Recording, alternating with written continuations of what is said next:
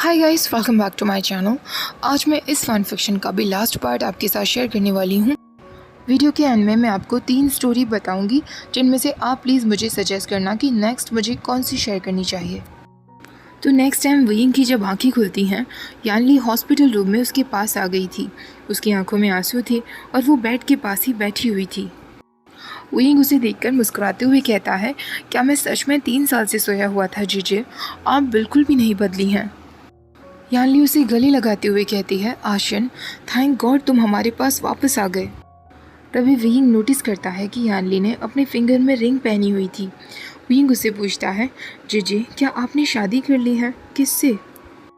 तभी जांग फेंगमियान जो पास में ही खड़ा हुआ था, वो सॉफ्ट स्माइल देते हुए कहता है, विवुशन, तुम्हारी सिस्टर ने जिन जिशन से शादी की है और तुम्हारा अभी एक नेफ्यू भी है।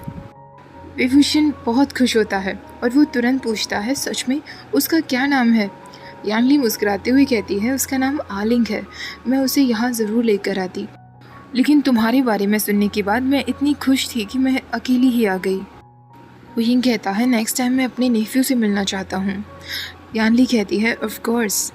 वो पूरा दिन वयिंग अपनी फैमिली के साथ बात करने में बिता देता है। विजिटिंग आवर्स ख़त्म हो जाने के बाद वो सब लोग वहाँ से जाने लगते हैं। वयिंग जेंगशा से पूछता है, जेंगशा क्या आज रात के लिए मुझे तुम्हारा लैपटॉप मिल सकता है? जेंगशा कहता है, लेकिन क्यों? तुम्हें आराम करना चाहिए। वयिंग कहता है, मैं सच में आराम करूँगा, लेकिन 3 साल से मैं इस दुनिया से गायब था, तो मैं बस थोड़ा सा कैचअप करना चाहता हूँ। जेंगशा वयिंग को अपना लैपटॉप दे देता है। जब वयिंग के रूम में कोई नहीं था, वो तुरंत लैपटॉप को हॉस्पिटल के फ्री वाईफाई से कनेक्ट करता है। वो वांग जी को सर्च करने लगता है, लेकिन उसे लान वांग जी के नाम से कोई भी सोशल मीडिया अकाउंट्स नहीं मिल रहा था। लेकिन उसे एक लोकल यूनिवर्सिटी का स्टाफ पेज मिल जाता है, जिसके हिस्ट्री डिपार्टमेंट के असिस्टेंट प्रोफेसर्स में लान वांग जी का नाम लिखा हुआ था। उसकी प्रोफाइल में एक ईमेल एड्रेस भी मेंशन था, जहां प्रोफेशनल इंक्वायरीज़ के लिए उसे अप्रोच किया जा सकता था। लेकिन वयिंग को इतने इम्पर्सनल वे में उसे अप्रोच करना ठीक नहीं लग रहा था। अब वो लान शिचैन को सर्च करना शुरू कर देता है और आखिरकार उसे लान शिचैन का सोशल मीडिया अकाउंट मिल जाता है। ब्राउज़र पर जेंगशा के अकाउंट से साइंड इन था और उसे अपना अकाउंट पासवर्ड बिल्कुल नहीं याद आ रहा था, तो वो जेंगशा के अकाउंट से ही लान शिचैन को मैसेज कर देता है और उसे सब कुछ बता देता है जो भी उसके साथ हुआ। लान शिचैन को मैसेज रीड करने में ज़रा भी देर नहीं लगती। तुरंत उसके दरवाजे के बाहर एक नर्स आ जाती है जिसके हाथ में फ़ोन था, और वो वयिंग से कहती है, कोई जेंटलमैन तुमसे बात करना चाहते हैं। वयिंग तुरंत फ़ोन पर कहता है, लान शिचैन ये तुम हो ना? शिचैन कहता है, तो तुम सच में विभूषण ही हो। वयिंग उससे कहता है, हाँ शिचैन, जब मैंने अपनी आंखें खोली तो मुझे पता चला कि मैं नहीं मरा हूँ, मैं बल्कि हॉस्पिटल में था। मैं इतने दिनों कोमा में था। शिचैन कहता है, विभूषण, शायद मुझे तुम्हें बताने की ज़रूरत नहीं है कि जब से तुम गए हो वांग जी का बुरा हाल है। वयिंग को ये सुनते ही बहुत बुरा लगता है और वो शिचैन से कहता है, सच में मैं आज सुबह ही जागा हूँ और मैंने पूरी कोशिश की कि मैं तुम्हें तुरंत अप्रोच कर सकूँ। मेरे फैमिली मेम्बर्स यहाँ थे, डॉक्टर जो मुझे यहाँ से जाने नहीं दे रही है, वरना मैं कब का वहाँ पहुँच जाता। शिचैन कहता है, विभूषण, आज ज़िंदगी में पहली बार वांग जी अपने वर्क पर नहीं गया है। ये बात मुझे वांग जी ने कॉल करके नहीं बताई, बल्कि वांग जी के बॉस ने मुझे कॉल करके बताया था कि आज वांग जी पहली बार क्लास पर नहीं पहुंचा है। वयिंग कहता है, मैं अभी के अभी उससे बात करना चाहता हूँ, उसे देखना चाहता हूँ। शिचैन, क्या तुम मुझे उसका फ़ोन नंबर दे सकते हो? मैं बहुत डेस्परेट हो रहा हूँ। शिचैन कहता है, अगर तुम उसे कॉल करोगे तो शायद वो विश्वास नहीं कर पाएगा, मैं कॉल करता हूँ। वयिंग कहता है, थैंक यू वेरी मच शिचैन, अब मैं फ़ोन रखता हूँ। लान शिचैन भी फ़ोन रखते हुए कहता है, विभूषण, मुझे खुशी है कि तुम जिंदा हो। अगली सुबह जब वेंजिंग उसके रूम में आती है, उसे चेक करते हुए कहती है, तुम पहले से काफ़ी ठीक हो गए हो, अब तुम्हें लाइट फूड खाने को दिया जा सकता है। वयिंग कहता है, थैंक गॉड मुझे रियल फूड खाने को मिलेगा, कभी नहीं सोचा था कि हॉस्पिटल फूड खाने के लिए भी मैं इतना तड़पूंगा। वेंजिंग कहती है, तुम्हारा भाई तुमसे मिलने के लिए आया हुआ है। वयिंग कहता है, जहाँ तक मुझे याद है विजिटिंग आवर्स तो 9 बजे से शुरू होते हैं ना? वेंजिंग कहती है, हाँ, लेकिन शायद तुम्हारे भाई को लगता है कि हॉस्पिटल रूल्स उस पर अप्लाई नहीं होते। वयिंग हंसते हुए कहता है, वो मुझ पर गया है। जेंगशा रूम में आता है। वो वियिंग से पूछता है, अगर तुम नहीं चाहती कि मैं यहाँ आऊँ तो मैं वापस चला जाऊँगा। वियिंग कहता है, ऐसे मत कहो जेंगशा, तुम्हारी कंपनी कौन नहीं एंजॉय करना चाहेगा। चलो हम दोनों साथ में गेम्स खेलते हैं। कुछ टाइम तक गेम्स खेलने के बाद जेंगशा वियिंग से कहता है, तुम इतना ओके कैसे हो सकते हो? क्या तुम बिल्कुल भी नाराज़ नहीं हो? तुम मुझसे कुछ नहीं कहना चाहोगे? वियिंग कहता है, क्या तुम एक्सीडेंट के बारे में बात कर रहे हो जेंगशा? मैं पहले भी कह चुका हूँ, मैं तुम्हें ब्लेम नहीं करता। जेंगशा कहता है, लेकिन मैं उस दिन ड्राइविंग कर रहा था। हम दोनों आर्ग्यूमेंट कर रहे थे और अचानक से वो ट्रक सामने आ गया। अगर मैंने अटेंशन दी होती तो शायद वो एक्सीडेंट नहीं होता। वियिंग कहता है, जो भी कुछ हुआ उसे भूल जाओ जेंगशा, मैं तुम्हें ब्लेम नहीं करता, बल्कि सच कहूँ तो मुझे खुशी है कि ऐसा हुआ। जेंगशा कहता है, क्या तुम पागल हो गए हो विभूषण? फिर से ऐसा कभी मत कहना। वियिंग उसके पास जाता है और उससे कहता है, जेंगशा मैं तुम्हें कुछ बताने वाला हूँ। हो सकता है तुम्हें लगे कि मैं बिल्कुल बकवास कर रहा हूँ, पर मैं सच में सीरियस हूँ। जेंगशा पूछता है, क्या बताना चाहते हो? विभूषण कहता है, इन 3 सालों तक मैं एक घोस्ट बनकर रह रहा था। जेंगशा उससे कहता है, क्या कहा तुमने? तुमने फिर अपने प्रैंक्स शुरू कर दिए ना? वियिंग कहता है, मैं सच कह रहा हूँ, मेरा विश्वास करो। मैं एक घोस्ट था और 3 सालों तक हमारे ओल्ड हाउस में रह रहा था। जेंगशा उससे कहता है, विभूषण तुम कोई घोस्ट नहीं थे, तुम एक कोमा पेशेंट थे। वियिंग कहता है, नहीं, मैं एक घोस्ट था, लेकिन उसके साथ साथ मैं जिंदा भी था। ये बात मुझे अब पता चली है। मैं तुम्हें प्रूव कर सकता हूँ। बहुत जल्दी ही मेरा वो फ्रेंड जिसके साथ मैं उस पुराने घर में रह रहा था, वो मुझे कांटेक्ट करेगा। उसका ब्रदर मुझसे बात कर चुका है। ये एक बहुत लंबी कहानी है जेंगशा। जेंगशा उससे कहता है, मुझे तुम्हारी अब कोई बात नहीं सुननी, मैं बाहर जाकर तुम्हारे लिए कॉफ़ी लेकर आता हूँ। वियिंग वहीं लेट जाता है और सोचने लगता है कि वो कैसे जेंगशा को विश्वास दिलाए। तभी उसके दरवाजे पर नॉक होता है। वियिंग बिना देखे हुए ही कहता है, तुम बहुत जल्दी वापस आ गए। पर वहाँ जेंगशा नहीं था, वहाँ लाम वांगजी खड़ा था। वियिंग तुरंत शॉक्ड रह जाता है और उससे कहता है, लंजा मैं तुम्हारी कॉल का इंतज़ार कर रहा था। वांगजी के पीछे लैन चिचैन खड़ा था, जो तुरंत सामने आते हुए कहता है, मैंने सोचा कि अगर तुम दोनों आमने सामने मिलोगे तो ज़्यादा अच्छा रहेगा। तुम्हें देखकर बहुत अच्छा लग रहा है विभूषण। लेकिन वियिंग की नज़रें सिर्फ वांगजी की तरफ थीं। वांगजी धीरे धीरे उसकी तरफ बढ़ता है और उस बेड के पास जाकर खड़ा हो जाता है जिस पर वियिंग लेटा हुआ था, और अपनी गहरी वॉइस में कहता है, वियिंग। वो उसकी तरफ हाथ बढ़ाते हुए कहता है, ये सच में तुम हो? वियिंग स्लाइटली हंसते हुए कहता है, हाँ लंजा, ये मैं हूँ। वियिंग इतना खुश था कि वो फाइनली लंजा को टच कर सकता था। वो एक सेकंड के लिए भी इंतज़ार नहीं करता, तुरंत अपने बेड से खड़ा होता है और वांगजी को गले लगा लेता है। उसे कोई परवाह नहीं थी कि वो दोनों हॉस्पिटल में हैं या लैन चिचैन अभी भी उनके रूम में है। सब कुछ उसके लिए सेकेंडरी था। फिलहाल वांगजी उसके सामने है और वो उसे कस के गले लगाए रखना चाहता है। शिचैन नर्वसली हंसते हुए कहता है, मैं जाकर हमारे लिए कॉफ़ी लेकर आता हूँ। वियिंग ने अपना हेड वांगजी के चेस्ट पर रखा हुआ था और वांगजी ने उसकी वेस्ट को टाइटली पकड़ा हुआ था। वियिंग अब वांगजी के चीक्स को पकड़ते हुए कहता है, मुझे माफ़ कर दो, मैं ऐसा करना बिल्कुल नहीं चाहता था। तुम बहुत वरिड हो गए होंगे ना? मैं तुम्हें छोड़कर कभी भी नहीं जाना चाहता था लंजा, आई प्रॉमिस। वांगजी भी वियिंग को अपनी तरफ खींचता है और उसके चीक्स पकड़ते हुए कहता है, मुझे पता है वियिंग, बल्कि मुझे खुशी है कि अब तुम बिल्कुल ठीक हो और मैं तुम्हें टच कर सकता हूँ। वियिंग उसे कहता है, लंजा क्या तुम सच में मुझे टच करना चाहते हो? वांगजी कहता है, हाँ वियिंग, अगर तुम अलाउ करो तो। वियिंग कहता है, ओह गॉड लंजा, ऑफ कोर्स मैं चाहता हूँ, प्लीज़ मुझे किस करो ना। वांगजी तुरंत नीचे झुकता है और उसे किस करने लगता है। अचानक से दरवाज़ा खुलता है और जेंगशा उन दोनों को देख लेता है। उसके हाथ से कॉफ़ी नीचे गिर जाती है और वो कहता है, ये क्या चल रहा है? शिचैन जो उसके पीछे खड़ा था वो जेंगशा से कहता है, शायद हमें इतनी जल्दी नहीं आना चाहिए था। वियिंग वांगजी से अलग होता है। वांगजी को अपनी तरफ खींचते हुए जेंगशा से कहता है, जेंगशा थोड़ी देर पहले मैं जिस लड़के के बारे में बता रहा था वो लंजा ही है, जो हमारे घर का ओनर है।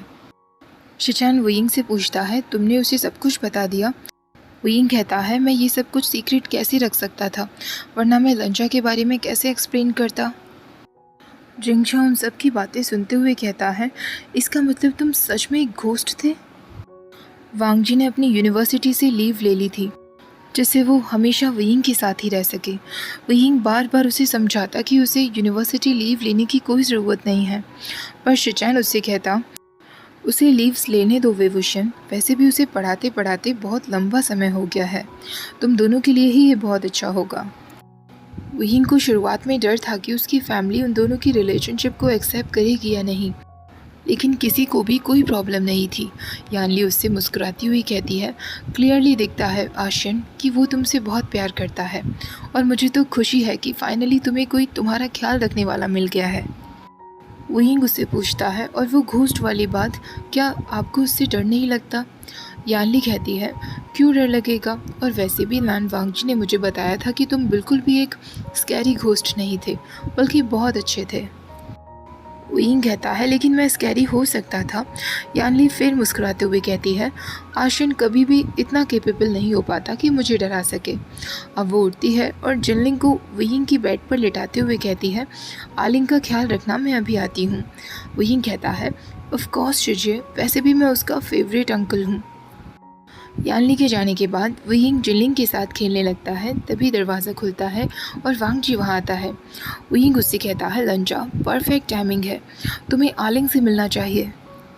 वांग जी वयिंग के पास आकर बैठ जाता है और वयिंग स्लोली जिनलिंग को वांग जी की गोद में लिटा देता है। वांग जी तुरंत जिनलिंग को गोद में पकड़ लेता है, जैसे उसे डर हो कि कहीं जिनलिंग गिर ना जाए। वयिंग को वांग जी जिनलिंग गोद में लेते हुए बहुत क्यूट लग रहा था। वो उससे कहता है, तुम्हें क्या लगता है लंजा, क्या हमें भी अपने लिए एक बेबी ले लेना चाहिए? वांग जी के ईयर्स बहुत रेड हो जाते हैं। वयिंग उसे देखकर हंसते हुए कहता है, इट्स ओके लंजा, वैसे भी हम तब तक वो सब नहीं कर सकते जब तक हम दोनों शादी नहीं कर लेते। वांग जी उससे कहता है, मुझे नहीं लगता कि तुम्हारे ब्रदर को ये अच्छा लगेगा। वयिंग कहता है, हाँ लेकिन हम इंतज़ार कर सकते हैं लंजा, धीरे धीरे वो भी समझ जाएगा। वयिंग अब उससे कहता है, मेरे पास आकर लेट जाओ ना लंजा, हम तीनों के लिए यहाँ बहुत जगह है। वांग जी केयरफुली जिनलिंग को बीच में ले जाता है और उसके पास फिर खुद भी लेट जाता है। वयिंग कहता है, देखा तुमने, इतना ज़्यादा भी बुरा नहीं है ना? वांग जी कहता है, जहाँ वयिंग है वहीं बहुत अच्छा है। वयिंग मुस्कुराते हुए कहता है, लंजा, इस तरीके की बातें करने से पहले मुझे वार्निंग दिया करो। वांग जी कहता है, ऑफ कोर्स वयिंग, तो मैं तुम्हें वार्निंग दे रहा हूँ, मैं तुम्हें किस करने वाला हूँ। वांग जी तुरंत वयिंग को किस करने लगता है। उन दोनों का किस बहुत लंबा चलता है। तभी जेंगछा वहाँ एंट्री करते हुए कहता है, ये मेरे नेफ्यू के सामने क्या क्या कर रहे हो? लान वांग जी, मेरे भाई के ऊपर से हाथ हटाओ। तभी यानली वहाँ आती है। वयिंग और वांग जी को देखकर कहती है, ओ माय गॉड, तुम तीनों कितने क्यूट लग रहे हो। आचेंग, जल्दी से इन तीनों का फोटोग्राफ क्लिक करो। जेंगछा मुंह बनाते हुए यानली से कहता है, आप खुद क्यों नहीं क्लिक कर लेती? यानली कहती है, मेरा फ़ोन आलिंग के पास रखा हुआ है, जल्दी क्लिक करो जेंगछा, इससे पहले आलिंग रोने लगे। जेंगछा फोटोग्राफ क्लिक करने लगता है और वांग जी से कहता है, अगर तुम अगली देखो तो मेरी कोई गलती नहीं है, मैं फिर से पिक क्लिक नहीं करने वाला। वयिंग कहता है, हाउ डेयर यू जेंगछा, लंजा कभी भी अगली नहीं दिख सकता। जेंगछा 1 2 3 काउंट करता है और क्लिक करता है। 3 काउंट करते ही वयिंग वांग जी को चिक्स पर किस कर लेता है और उनकी यही फोटोग्राफ क्लिक हो जाती है। जेंगछा कहता है, मैंने तुमसे कहा ना, जिनलिंग यहाँ है, तुम्हें कोई शर्म नहीं आती। वेवुशन हंसते हुए कहता है, इसमें क्या प्रॉब्लम है जेंगछा, चीक पर ही तो किस किया है। तुम तो कभी प्यार करने नहीं वाले, तो किसी न किसी को तो आलिंग को सिखाना होगा ना कि प्यार क्या होता है। तभी वेंचिंग वहाँ आते हुए कहती है, शायद मैंने तुम लोगों के फैमिली टाइम को इंटरप्ट कर दिया। जेंगछा अचानक से ब्लश करने लगता है और वो कहता है, गुड आफ्टरनून डॉक्टर, आपने बिल्कुल इंटरप्ट नहीं किया। ये देखकर वयिंग कहता है, ओह गॉड जेंगछा, शर्म करो, यहाँ एक बच्चा है। जेंगछा उसे गुस्से में देखते हुए कहता है, वेवुशन, तुम नहीं सुधरोगे। वयिंग उसकी तरफ टंग दिखा देता है। वो हंसते हंसते अपना फेस वांग जी के शोल्डर्स में छुपा लेता है। वांग जी उसके बालों पर हाथ फिराते हुए कहता है, वयिंग। वयिंग कहता है, हाँ लंजा, मैं बिल्कुल ठीक हूँ।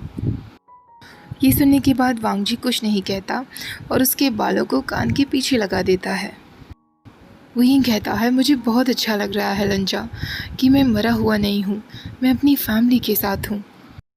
वांग जी स्माइल करता है और जेंटली वयिंग के फोरहेड पर किस करता है। और इसी के साथ हमारा ये फ़ैन फिक्शन भी कंप्लीट हो जाता है। ओके गाइस, अब मैं आपको 3 स्टोरीज़ बताती हूँ जो आजकल मैं रीड कर रही हूँ, तो मुझे बताना किसकी स्टोरी लाइन में ज़्यादा इंटरेस्ट आ रहा है। पहली स्टोरी है save a sword ride a socialist. इसमें क्या है, वांगजी और वेइंग एक दूसरे को फेक डेटिंग करने वाले हैं, क्योंकि लान चिरान वांगजी के पीछे पड़ गया था कि उसे म्याम्या से शादी कर लेनी चाहिए, और वांगजी चिरान को ये विश्वास दिलाने के लिए कि वो एक गे है, वेइंग को अपना बॉयफ्रेंड बनाएगा। लेकिन ऑफ कोर्स उसके बाद उन दोनों में प्यार हो जाएगा। दूसरी स्टोरी चेरीज मैजिक ड्रामा पर बेस्ड है। चेरीज मैजिक जापानीज़ ड्रामा तो सबने देखा होगा ना। तो यहाँ वेइंग है जो माइंड को रीड कर सकता है, क्योंकि वो अभी भी वर्जिन है, और उसके ऑफिस में एक हॉट कोवर्कर लान वांगजी की एंट्री होती है और उसे पता चल जाता है कि लान वांगजी उसके लिए फीलिंग्स रखता है।